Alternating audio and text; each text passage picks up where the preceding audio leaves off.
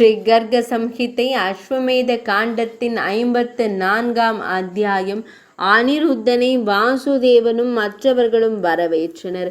யாதவர்கள் தங்கள் படை மற்றும் குதிரைகளுடன் துவாரகாபுரிக்கு திரும்பி அனைவரையும் சந்தித்தனர். மேலும் மன்னர்களை ஸ்ரீகிருஷ்ணர், உக்ரசேன மன்னர் போன்றோர் வரவேற்றனர். ஸ்ரீ கர்காச்சாரியார் கூறினார், நரேஸ்வரரே, பின்னர் உக்ரசேன மன்னரின் கட்டளைப்படி வாசுதேவன் உள்பட அனைத்து சிறந்த யாதவர்களும் வெற்றி யாத்திரையில் இருந்து திரும்பி அனிருத்தனை அழைத்து வர துவாரகாபுரியிலிருந்து புறப்பட்டனர். அவர்கள் யானைகள், குதிரைகள், தேர்கள் மற்றும் ரதங்களில் பயணம் செய்தனர். நிருபேஸ்வரரே, அவருடன் பலதேவர், பகவான் ஸ்ரீ கிருஷ்ணர் முதலானோர், பிரத்யும்னன் முதலானோர் மற்றும் உத்தவன் முதலானோர் யானைகளின் மீது ஏறி ஷியாமகர்ணனின் குதிரையை பரியை காணச் சென்றனர். அரசர்களிலேயே சிறந்தவர் பகவான் ஸ்ரீ கிருஷ்ணர் மற்றும் பலராம சுவாமியின் அன்னையர் தேவகி மற்றும் பிற பெண்கள் விசித்திரமான தேர்களில் நகரத்தை விட்டு வெளியேறினர்.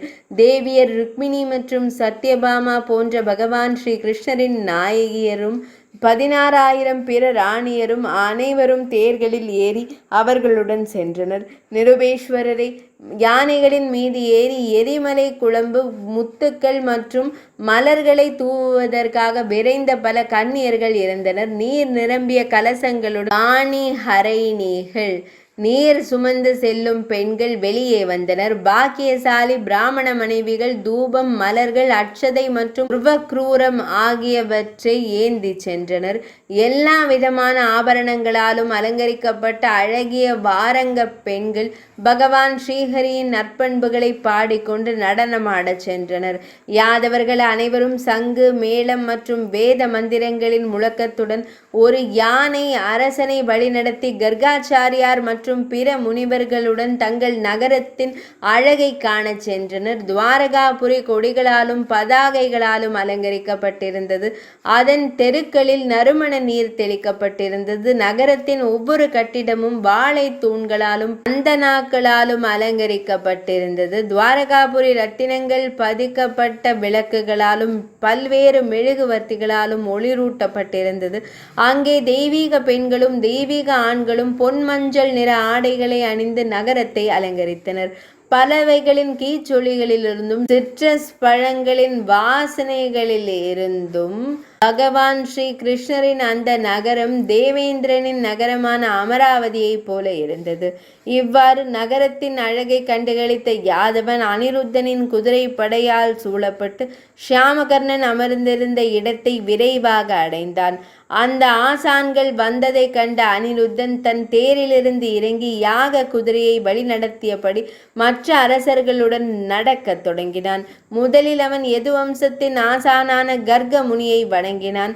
பின்னர் அவர் வாசுதேவன், பலராம சுவாமி மற்றும் பகவான் ஸ்ரீ கிருஷ்ணர் மற்றும் தன் தந்தை பிரத்யும்னர் ஆகியோரை வணங்கி அந்த குதிரையை அவர்களுக்கு அர்ப்பணித்தான். அத்தனை பேரன்புடன் மகிழ்ந்து அனிருத்தனை வாழ்த்தி, குழந்தாய், எதிரி அரசர்கள் அனைவரையும் தோற்கடித்து ஓராண்டுக்குள் யாக குதிரையை இங்கு கொண்டு வந்ததன் மூலம் நீ ஒரு பெரும் செயலை செய்திருக்கிறாய் என்று கூறினர்.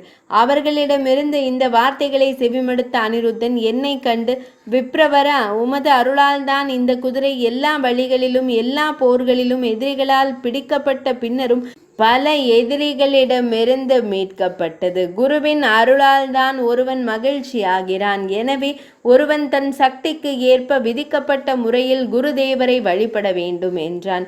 பின்னர் மற்ற ஆட்சியாளர்கள் அனைவரும் பலராம சுவாமியிடமும் பகவான் ஸ்ரீ கிருஷ்ணரிடமும் வந்தனர்.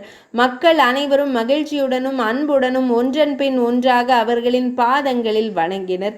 அந்த ஆட்சியாளர்கள் அனைவரும் வணங்குவதை கண்ட பகவான் ஸ்ரீ கிருஷ்ணர், பலராம சுவாமி உள்பட சந்திரஹாச மன்னன், பீஷ்மர், பிந்து, அனுசால்வன், ஹேமாங்கதன் மற்றும் இந்திரநீலன் ஆகிய மன்னர்கள் மிகுந்த மகிழ்ச்சியுடன் தங்கள் இதயங்களில் வைத்து கொண்டார். எனவே இவ்வுலகில் பகவான் ஸ்ரீ கிருஷ்ண பக்தனை விட பெரியவர் எவரும் இல்லை. நிருபேஸ்வரரே, அதன் பின்னர் அந்த பயணத்தில் வெற்றி பெற்று திரும்பிய வசுதேவர் அனிருத்தனை யானையின் மீது ஏற்றி யாதவர்கள் மற்றும் முதித்தின் மகன்கள், பேரன்கள் அனைவரும் மகிழ்ச்சியுடன் குஷஸ்தலிபுரிக்கு சென்றனர். அப்போது தேவியர்கள் அவர்கள் அனைவர் மீதும் மலர்களையும் அமிர்தத்தையும் பொழியத் தொடங்கினர்.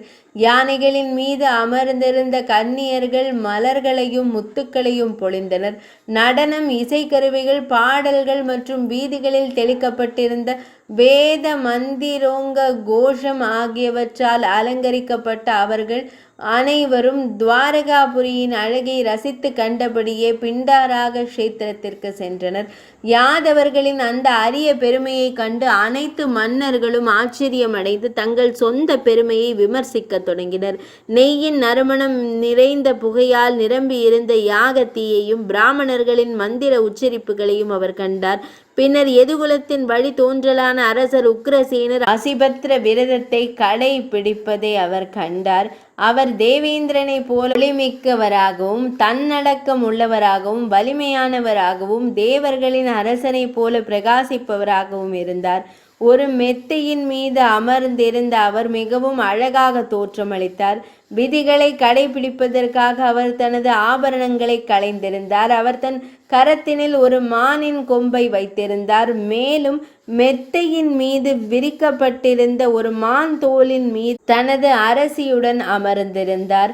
அரசர் உக்ரசேன மன்னர் யாக மண்டபத்தில் நெய், நறுமணம் மற்றும் உடையாத அரிசி மணிகளுடன் அபியை வழிபட்டு கொண்டிருந்தார். முனிவர்களும் துறவிகளும் அவருக்கு அருகில் அமர்ந்திருந்தனர். புகையின் காரணமாக அவர்களின் விழிகள் சிவந்திருந்தன. அனிருத்தனும் மற்ற யாதவர்களும் தங்கள் வாகனங்களில் இருந்து இறங்கி மிகுந்த மகிழ்ச்சியுடன் அரசரை தனித்தனியாக வணங்கினர். இதன் பின்னர் யாதவராஜரான ஸ்ரீ தக்ரசேனன் தனது அதிகாரத்திற்கேற்ப அந்த மன்னர்கள் மற்றும் யாதவர்கள் அனைவரையும் கௌரவித்தார்.